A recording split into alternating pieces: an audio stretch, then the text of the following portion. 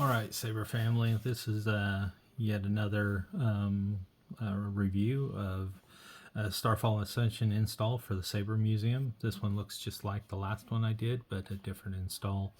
This one was for the Saber Museum, David Koo. Hopefully he enjoys this.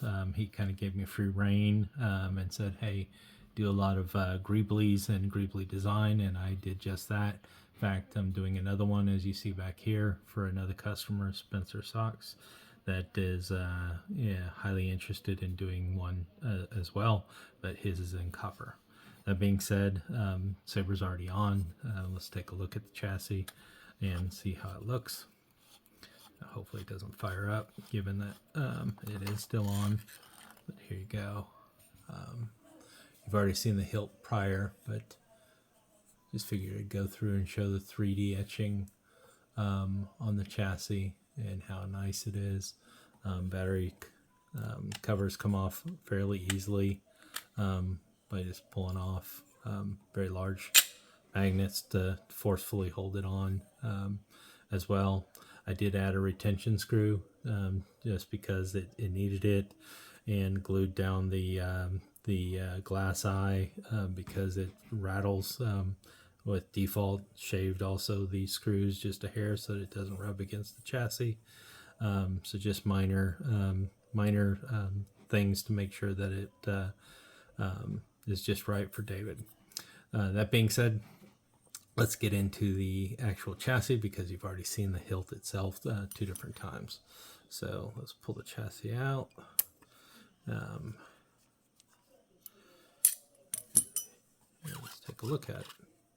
So in this particular chassis, I'll go ahead and pull this cover off and turn it off first so that you can at least see it without the lights shining like crazy. You can see that I did a Sith logo here with additional etching farther out with a backlit crystal chamber here with 6 different rods to pass through for cabling. Profit cover right here. Easy access to the board, as well as heavy magnet as well. Kill switch right here. Shadow foil pixel PCB with on-state animation, and the entire chassis with on-state animation. And then a 28 millimeter KR Saber speaker. So anyways, overall, beautiful hilt, beautiful chassis, or at least I believe so. Everybody that I've shown it to so far has enjoyed it. And then on top of that, OLED down here. So let's go ahead and fire up.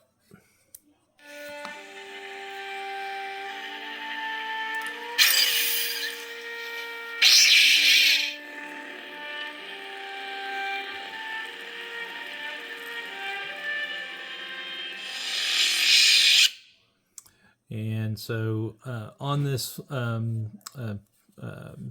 hilt, as you can see, a lot of light movement, a lot of LED movement on this hilt. We've got several different fonts on it, all that David owns as a whole. So I've got all the Starfall fonts here, Reconcile.